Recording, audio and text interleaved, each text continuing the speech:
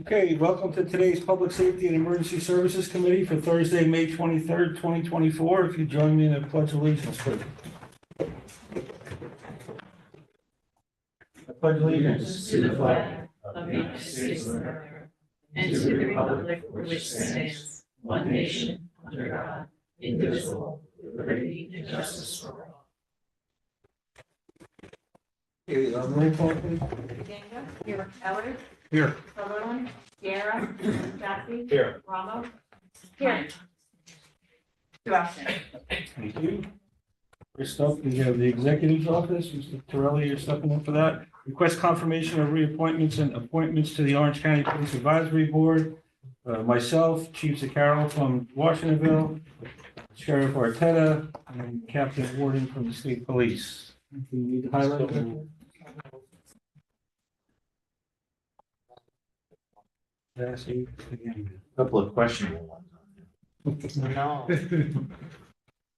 Yes, three reappointments and one no. Okay, and the new one is Captain Warden from the State Police. Any questions? Hearing none, all in favor, say aye. Aye. Anyone opposed? So carried unanimous. Thank you very much. That easy. Next up, we have the Sheriff's Office.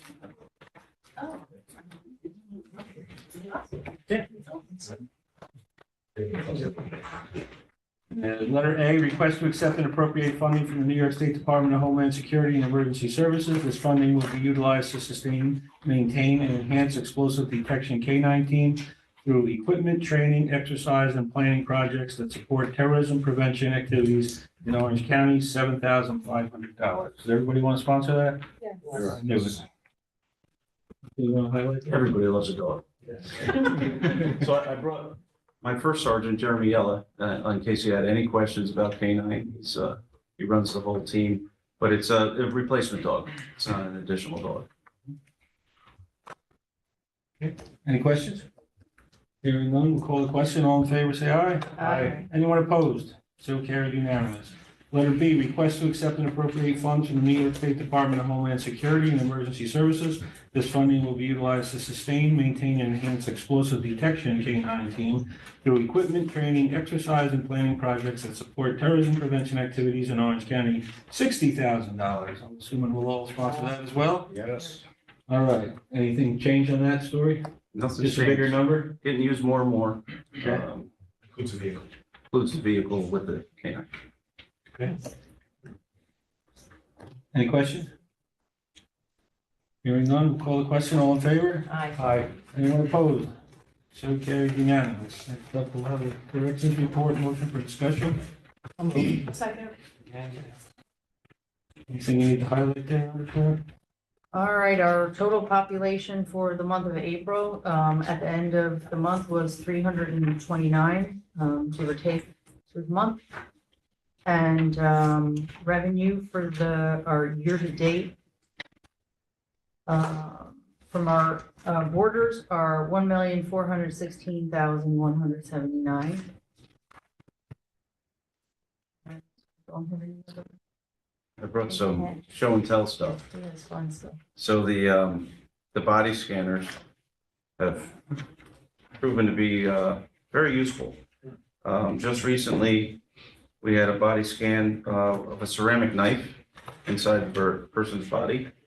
A second one, just recently, he had 9.3 grams of cocaine, 24 oxycodone pills, 5.6 grams of buprenorphine, 10.2 grams of marijuana, 2 functional cigarette lighters, and 2 bundles of rolling paper. Some pictures. So this is where it is on the person, and that was what came out. I have some pictures of the body scanner. We have some pictures of scans of a person that had nothing, and then there's other with bobby pins hidden in the hair, drugs in the hip area, drugs in the lower body, a bullet in the person's lower back, and drugs in other spots Guys can pass these around and take a look. That was all in one person? That was in one person. At one in- time. At one time, at one spot. So with the, visitor? no, with the reforms, we're seeing a lot of folks are out on the street and they know when they're getting sentenced or when they're going to be put in jail. So they prepare by ingesting or hiding, whatever they want to bring in. Have a stash for when you got here. So we have a stash. So it's only been in use since January, and we found enough fentanyl to kill the jail a couple of times. So they don't care what they're bringing in. They just want to satisfy a need or use it for sale. Do they get arrested for that? Yes, they do. And Mhm. my buddy, Mr. Moran, takes care of them. Okay, anybody have any questions on the corrections side? All right, hearing none, we'll move on to the sheriff's side. A motion for discussion, please. Second. Anything you want to highlight? Well, let's see, we have 6 vacancies. We did a promotion of another sergeant. We've had quite a few retirements and we have quite a few planned for the future. We're just falling within a time period where everybody's hitting their 20 or their 25 years and retiring out. And we're trying to replace them as soon as we can. We did a couple of different campaigns. You can see the highlights. No Empty Chair campaign, Operation Safe Stop, and then Care Driving Initiative. These are all reimbursed initiatives that will work with the state police or our local police agencies. Pistol permit activities up. We've extended some of the hours and we're getting a lot more accomplished in a shorter amount of time. Let's see. So today I just wanted to bring up, we have several resources we're providing down in Greenwood Lake. For those that don't know, they don't know what it was yet that blew through Greenwood Lake. It kind of looks like a tornado. So we have our resources down there cutting through the roadways, trying to get to people. It's a rescue mission. As of right now, we have people that are asking for help medically, but we don't have any negative information on people that are down there other than the loss of houses and loss of access to come back out of Greenwood Lake. Hopefully, we should be there maybe a couple more hours and they'll have everything cleared. And then the electric companies can get down there and start putting the electric back on. I believe there's somewhere around 2,600 people or so that are homes that are without electric right now. So thank goodness the weather turned a lot better. So it's making it a little bit easier for our folks down there that are doing the work.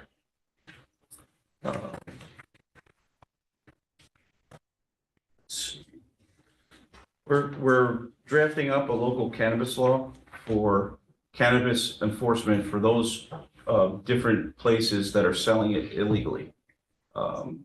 As of now, the local villages and towns can't come up with a local law, but the county or the cities can do that. So we've drafted a local law. We haven't passed it through law yet. We're going to have them take a look at it. And then hopefully when it reaches, the legislature, you guys can take a good look and determine. It would give us a little more bite. And when we go to a different locations and we see that they're selling cannabis illegally. And pretty hefty fines too for the businesses, $10,000 up to $25,000. So that's something we're pushing forward with. Hold on. Yeah. How does that work in conjunction with, if at all, with the Office of, what is it, Cannabis Management? They're leaving it up to the municipalities now. Oh, That was a failing agency. got it. So because even in like Newburgh, for example, I've seen that they've done their rounds, because a lot of businesses have like the illegal cannabis C signs on the doors and windows. So that was the state that did that, or? The state came down and did some stuff. Okay. But that doesn't help the towns and villages and the different areas throughout the county that really don't have the resources that we may have. Thank you. Assuming the fines are paid, who gets the money? county. Probably, I'm sure the state's gonna take their big. That has nothing to do with some guy peddling on the street. It's just, you're talking about you have to have a brick and mortar type operation. Yes. One last thing, the POTUS is coming to town on Saturday, so there'll be a lot of traffic congestion from Newburgh to West Point. Should be done by mid-afternoon. Okay. Anybody have any questions on the report or questions in general? Thank you very much. We'll move on to the district attorney's office. Lorraine's going to join us. Request to create one executive ADA, Director of Discovery Compliance position, grade 27. Funds to come from Discovery Reform Grant, no additional funds needed. Motion, please. Second. Want to have Good that, afternoon. please, sir? My name is Richard Moran. I'm the Chief Trial Prosecutor for the DA's office. First, before I forget, I want to tell you I did meet with the Office of Cannabis Management recently, and they told us that the best thing to do is for local government to enact their own laws so that they can act to shut the illegal cannabis shops down. Because they basically legalized marijuana, they appointed about 2 or 3 people to enforce it for the entire state. And the way the law is written, they can't enter the building without the permission of the owner. So if you go in surreptitiously and you're already in, you're good. But if they have a lock, which most do, you can't get in. And once you shut them down, they can just open up the next day, and all they can do is, fine them or whatnot. So their suggestion was to do what the sheriff was talking about. Are you going to help them write the law, or the county attorney's doing it? I think the county attorney's doing it. Okay. So from the perspective of what we're here for today for the DA's office, I'm sure you guys have heard a lot about, the advent of CPL 245 and the discovery reforms and things and whatnot. And Orange County is actually well ahead of the curve generally as far as the state goes and the different counties in the state, to the point, frankly, where other offices have asked our person who's in charge of it to actually train their people or tell them how we comply with discovery. But that said, we are still kind of a far away from being where we want to be. Discovery, I'm old, so I've been doing this a long time. So for the first 16 years of my career, discovery compliance was about 5% of my job. Now, when I take a case, it's about 50% of my job. I had a case last week about a case where a trooper pulled somebody over and then they burned down his father's house. 5 hours later, I have 2 ADAs on that case with me. That's my case, and their only job is to help with discovery and comply with it. Last year alone, our records indicate we reviewed 27,000 hours of body camera footage. So it's become a huge part of what we do. And based upon the structure of the office, it's important for us to have someone in a leadership position to really manage that. The person we have in mind for it, Ryan Greenbaum, is a 15-year prosecutor. He invented our system and maintains it. And that's why we want to put him in a position where he can actually do what he's doing, which is supervise probably a third of the office. So my question is, so it's spread out now among all the ADAs. There's no one specifically in charge right now. He runs our ECAB unit, which is our intake unit where cases come in and we evaluate the cases and start acquiring the discovery from the police agencies.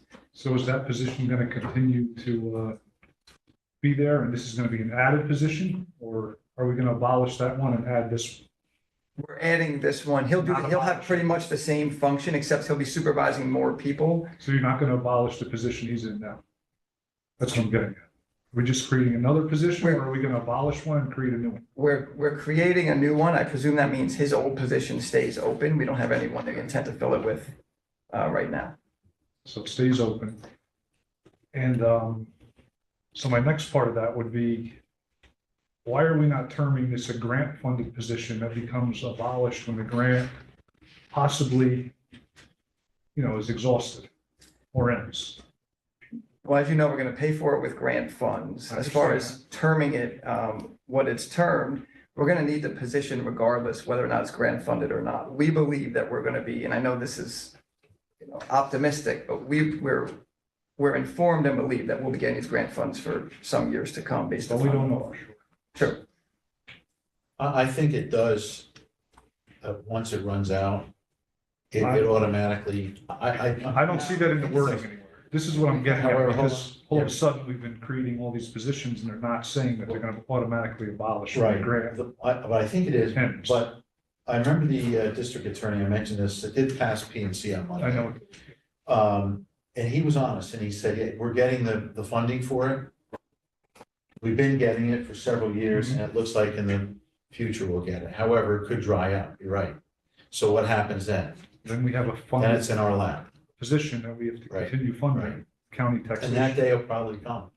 I think we've just been creating an awful lot of positions, so I'd like to see it go back to committee truthfully, or be reworded. It's my own thoughts I on it. don't think we can send it back because it passed P and C. It's gonna go on the agenda anyway, but you can make a motion to change something if you care to. And it could be two, if it passes here, go to the floor. Is that, That's exactly what you can do. So the request, as it was presented today, passed at PNC on Monday. So that will already be on the agenda for the legislative session. If you so choose, you can make a motion to amend this request right now. You'll have to have a second. The committee can vote on that. If there is a change made, that then will go to the legislative session if everybody agrees on that. before I make a motion, do we have any more discussion? Anybody else? Yeah, I would just say that it sounds like the individual they're putting in the position is a highly qualified individual. And he's not gonna take that job if he thinks he's gonna get fired when the funding runs out. So And from my perspective, if that's the person that's chosen, I think you have to guarantee the person has a job, the money runs out. And it sounds like it's a very vital part of the prosecution of the case. Because if you don't turn the things over timely, you lose the case, right? No It matter gets, how serious- unless it's a murder case, it gets dismissed. that's what I would add is, how, it sounds like it's a critical provision. So even removing the person specifically, right, like when the grant funding does run out, then what is the plan B, right? I hear you on, Well, then just how that are we we're growing- funding We're that just fund? growing government constantly, it seems like, every month. We'd have to vote to fund it. Sure. But no, if we just it's- come but back if to it's committee a- to vote to fund it at that time. If it's a, yeah, And maybe the financial situation of the county is different. Maybe it's better, maybe it's worse, we don't know. So really, it's the state growing government, not us, because they're forcing us to do this based on all these new Well, the changes state that they've didn't made at force the us to state level. do this position. Well, it kind of did, because if you don't do it right, you lose the case, and then you have people that do act in bad ways, get away scot-free because we can't comply with the discovery exchanges. I do have two questions. Everything is in here for this, but when we're creating a position and it's something new, we normally get something from HR that will actually describe what the position entails. So like what the person is doing now, we're literally just going to be giving that person a new title, creating a position, give that person a new title. So are their duties going to change where it's now just straight supervising the group, and then he's not actually, or she's not actually, whichever it is, not actually doing the job that they're doing now, and where is that lag there? Because if they're doing discovery now and overseeing, aren't you also going to be losing someone who's actually doing the discovery? So you could have someone in a supervisor position at a higher rate that's just gonna be, kind of not doing the work that they want. That's a great question. I think what the best way I can answer it is, I think the person's pretty much already doing most of the function of what we're describing here. In other words, the person who handles that now, Mr. Greenbaum, frankly, doesn't really have the time to do like the run-of-the-mill cases a prosecutor would do, because his job is to make sure that our office is functioning in a way, from a discovery standpoint, that we're able to comply with the statute. Could they not have sent that back to HR and done a desk audit to see, since he's working and doing stuff that's out of title, where maybe they looked at it and looked at the responsibilities rather than creating a whole new position, which is what Glenn is talking about. So that way you'd still have that person doing the job, but it would be entailed, as far as the higher responsibilities and so forth under that audit, rather than creating a second position at a higher rate. I understand. I think the way our office is structured, we basically have an executive ADA in charge of, the big aspects of the office. I'm in charge of all the felonies that occur in Orange County. Another ADA is more of an office manager capacity. Another one's in charge of our appeals unit. And I get, from our perspective, discovery has become such a huge part of what we do that the person who's running that does need to be in a leadership position, because again, it affects every case in the office. So it's very difficult to have Mr. Greenpound have the same title as another individual who he's supervising, in a sense. And I think that's where we're coming from with it, which would be the need for the additional position. You've also hired a significant number of people there, right? We have.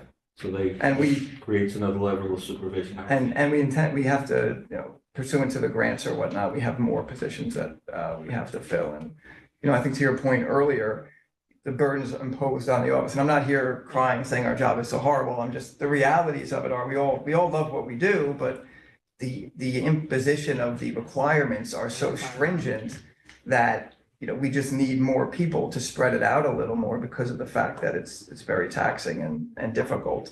And another side aspect of it is if the ADA spend all of their time doing discovery, then other parts of prosecuting a case become more difficult to actually handle or whatnot. I'm sorry, legislative council. I just wanted to point out, in the legislative request itself, in the budget section, it does note that the money already exists in the funding through resolution number 75 of 2023. I believe that's when we accepted and appropriated the Discovery Reform Grant. So the money is there in the budget. It's just a matter of using it appropriately. So I imagine when looking at ways to use this grant money, this position fell into it. The position does not exist, so the creation has to occur. If you look on the other page of the legislative request, it notes that it's for a one-year term. So essentially, how I'm reading this, and certainly Mr. Moran, correct me if I'm wrong, it's a one-year, it's basically budgeted for 1 year guaranteed, and then after that, we don't know what's gonna happen.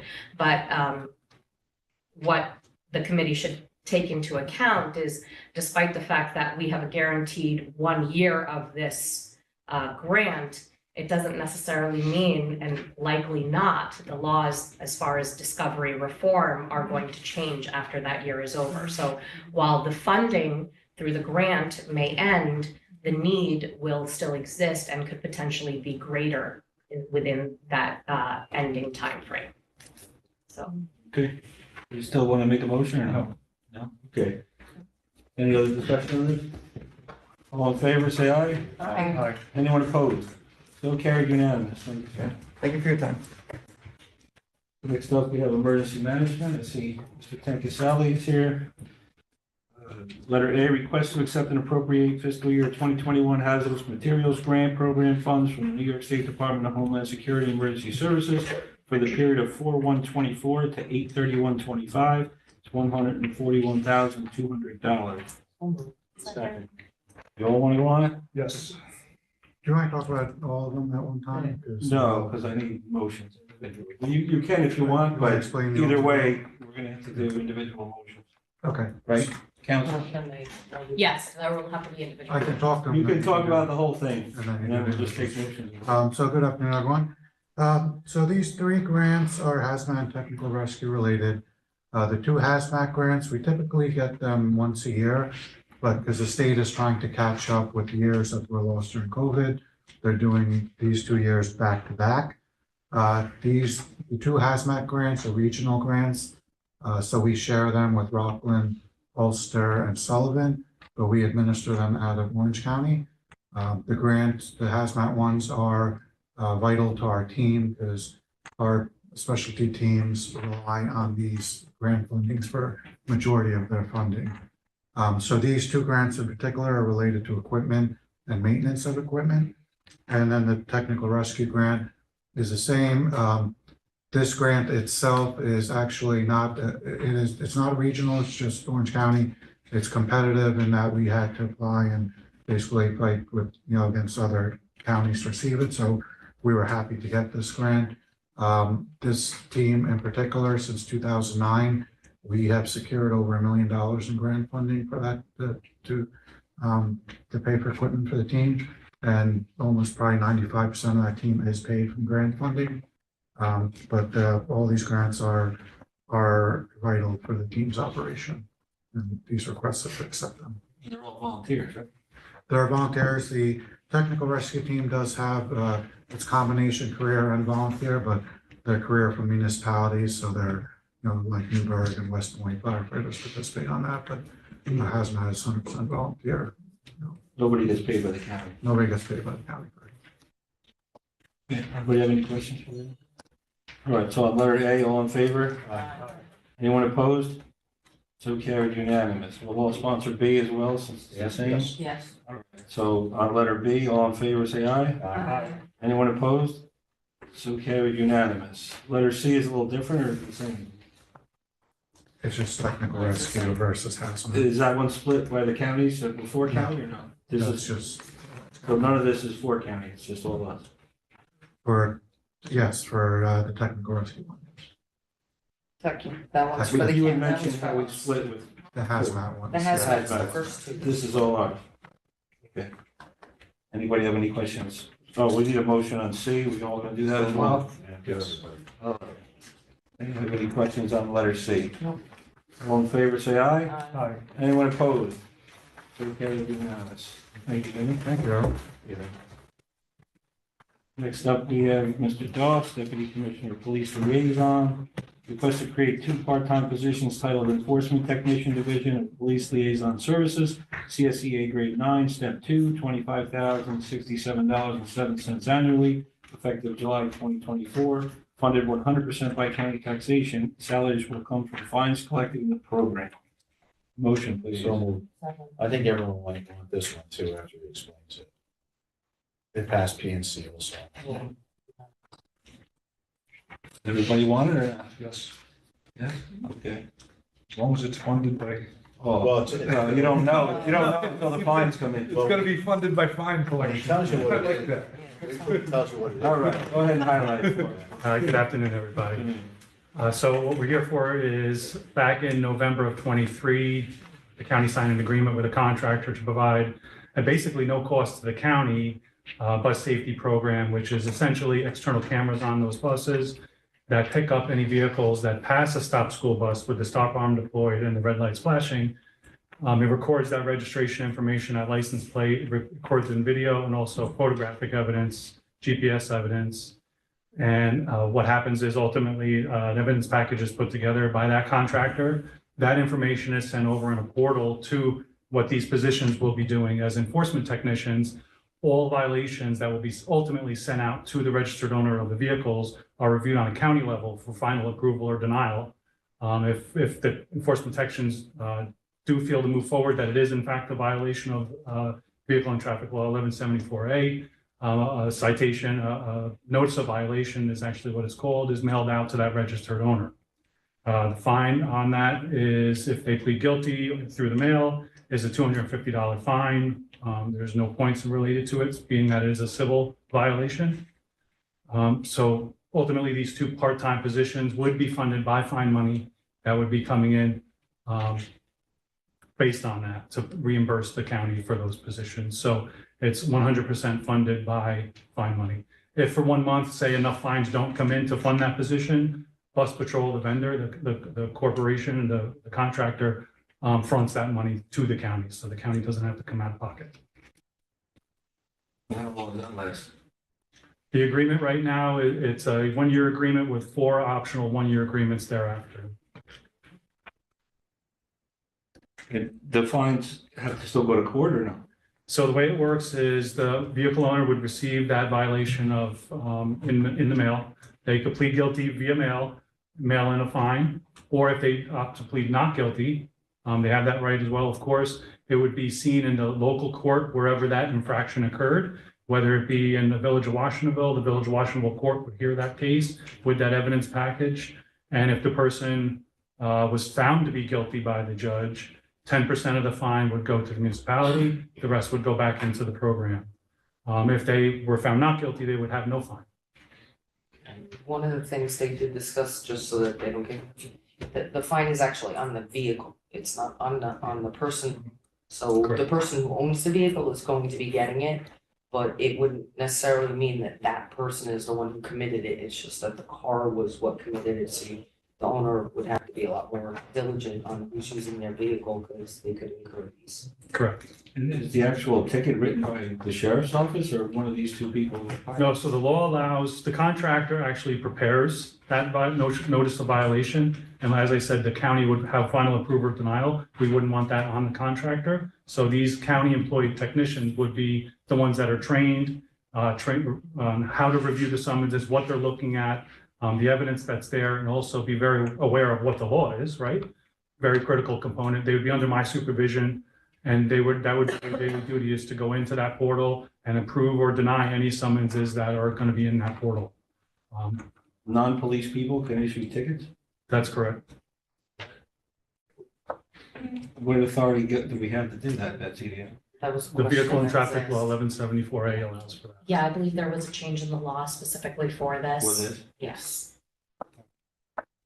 I know in my town, they had the dog catcher marking tires for parking tickets and the judge threw every one of them out and said they're not authorized people. So I'm not sure if the committee got to see the human resource information chief for qualifications for the position. There's A and B. A is basically 60 college credits. You could take the test, you would qualify for this competitive position. B is high school diploma and 5 years law enforcement experience. So we did have them put that in there because we do think that could be a critical component. But again, until the individuals take the test, we get the results and comply with the civil service law of the state and the county, we don't know who our candidates will actually be. How many hours are they gonna work for this $25,000? 20. Well, it's $25, $26 an hour. They would work as needed. So if one day they came in and there was no summonses, they wouldn't be called into work. So they could make less than 25? If there was no work. Absolutely, absolutely. It's as needed. If you're gonna have a big pool of people applying for that job. Okay, anybody else have any questions? Kevin, just one other thing, Rob, I don't know, he had mentioned the other day, Kathy, you were there. This is really like, that there's like an epidemic of people passing school buses, it's up 30 to 40%. Is that the number? So- I thought he mentioned Yeah, that, it wasn't was, they said that at this point, there were like 300,000 or 400,000 violations Yeah, that there's like were a sent ton of out through a different. That's and that they nationwide? had- Right, and they had sent out violations and the majority of the people who paid the violations did not have repeats. So it's not a recidival thing where they're hitting the same person over and over. It's, they're basically bringing it to their attention that when the arm comes out, that you have to stop. Because some of them are going through, and we also talked about, they're gonna do some training with the bus drivers as well, because with, one of the questions I had asked is, like, if you're on a straight road, now that we have pickups almost in front of every house, the drivers will keep their red or their yellow lights on, and you just don't know if you're slowing down, stopping or not stopping, and, you know, so there was gonna be some training as far as that, so there's a more defined, as far as. That's correct. So there's a lot of training components to this, not only bus drivers. Myself and the commissioner met with the superintendents of schools last week at BOCES, discussed the program with them, answered any questions that they may have. We do anticipate every district opting in. The school districts are extremely excited about this program.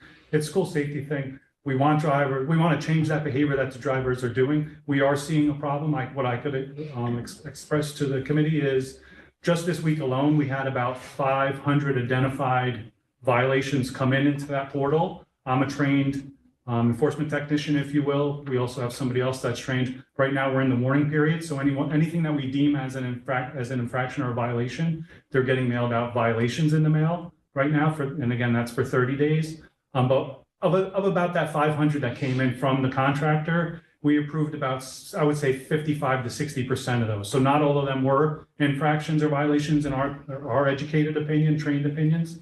And so there is a big problem with it coming from a law enforcement background. I certainly know that the problem was there and that it existed. This was an eye opener to how unbelievable this problem is. And it's a miracle we haven't had children hit. One of the big saving graces, and I expressed this at this superintendent's meeting, a lot of the school buses, fortunately for us in this county, they go above and beyond to have the children get off and go right to the curbside or to their driveway. A lot of school children are not crossing the street. Some situations, of course, they are. But if by and whole, if a lot of these children were not just getting off at the curb and not crossing the street, we would have big time serious problems. And that's based on my review of the video that I'm seeing coming in. It's alarming. Any other questions? All right, all in favor, say aye. Anyone opposed? So carried unanimous. Can you just give us an update on the new system? I know it's not on the agenda, but we were told by the IT department that everything is on you. I know it was on our agenda. I'm ready. So the state of the project for niche RMS, I would say, is still critical. The last time I gave an update, I know you also spoke to the CIO last month, I believe. I'll say it's still critical. We're moving extremely slow still. That's all based upon us still not having those technical resources in place at the county level, and if we're going to go the contractor route as well. I know the CIO has interviewed over 20 people for those assorted positions. I was involved in maybe half of those to make sure they'd be a good fit into the program. And not only that, some of them had law enforcement experience as well as IT experiences, which is something we definitely would like to have. So we're waiting for the hiring or the contracting, the RFPs to go out to get these individuals in place so that we could then go full steam ahead with the project. But we are still essentially at a standstill. We are doing what we can now at this standstill so that when these individuals are placed, we could be off to the races, as I like to put it. We don't want to have to then still play catch up. We're doing things now. So when they're in place, we can be off. So some of the things we're doing, I do have one person with the IT department, kind of part-time, if you will. I have nobody full-time from the IT department. Mary Mirabella is doing a great job trying to help us out with getting things done, working with the CAD interface, also loading some user tables, and remote connection access is going to be a critical component to this. As you can imagine, the county hosting that records management system for all the police departments in the county, there's going to have to be connectivity between every police department in the sheriff's office, district attorney's office, probation, and all the police cars that are out in the field. So you can imagine the undertaking that is. So we're doing some testing on that, things we can get done while we don't have these technical people in place. But this is, I'll say it again, this is an IT project and I need help and support from the IT department. And I will say the CIO is working hard to get these people in place, and it is a process, and I would still say a rough estimate is we're still a month or two out, at least. A month or two out of what? Hiring and getting people in place. And then what do you think this all comes together when? 3 years? No, well, ambitiously, we're looking to have this demoed out, at least to the sheriff's office, maybe 1 or 2 police departments, the records management end of it, by the end of the year. That's our ambitious goal, and that's the record management component. There's other components to this program where the police officers can write tickets and also do accident reports under this program. We're specifically focused in this RMS, which is like the base platform for everything that police officers do and document. And we're talking about discovery with Rich Miranda from the district attorney's office, all critical stuff that needs to be done and done right, and conforming to New York. So we're thankful the state police have undertaken this endeavor about 5 years ago. Suffolk County is also moving forward in New York, and it's us. Those are the only entities in New York that are using this platform. Those other counties and the state that I mentioned are driving a lot of these forms and records and workflows forward that when we jump in finally, when we have our personnel in place, we should grow by leaps and bounds because of their work that they did on their end. The version of Niche that we purchased is the state police version. So any updates or changes that they do, we automatically receive because we receive their version. Their workflows may not be the same as a local police department here. We could adjust those things within the program, but that's kind of where we are right now. Unfortunately, I still can't report that we're full steam ahead. We are doing other things secondary to that. I'm working with Niche. Niche has been outstanding. I don't want their name to be tarnished in any of this. They're there and working hard every day. If I call them on the phone, they answer. No problems with them. We're working to get another kickoff meeting set up with the police chiefs, the sheriff, the district attorney, to really get the excitement level back up, because this has been in place and not working for a considerable amount of time. We want to reinforce that buy-in and that excitement. We're also going to hold one of those for the users, right? We want buy-in from the users and the police officers out in the field that are going to be using this system, so they know what it can do as opposed to the system that they're using now, and be excited for those improvements and those features in the future. So we're doing that, and we're also going to be setting up some, with the last time the program was attempted, we had some police officers involved with the training and the testing and making sure it's going to work when we go live.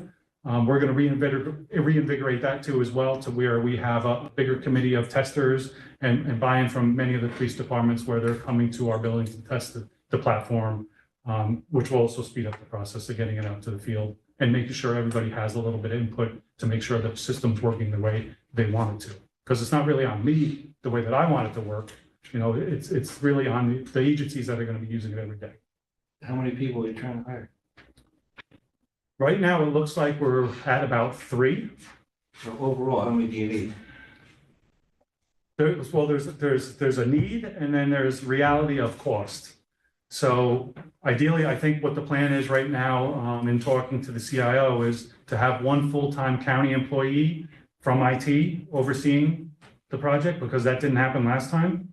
And also, it looks like we're going to go the contractor route to have a project manager involved in the project, focused solely on our project, and 2 law enforcement liaisons, if you will, that also have that IT background. So our team looks like it's going to be roughly about 4 people, and then whatever supplement the IT department can give us. We have an internal systems integration manager that can get involved. We have an open position of a systems integration manager that's ultimately going to oversee the 911 system and the niche system.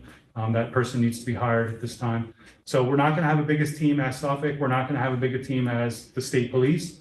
And I just don't think it can be afforded when I'm looking at some of the numbers I'm looking at for these contractors to come in and assist and have those and county employees as well. So it's just reality. I would like a team, like I mentioned the last time I was here, 12 to 16. That seems to be the team size that these other agencies ran with. And we're full steam ahead in implementing this. We just don't have that ability, I don't think, funding wise.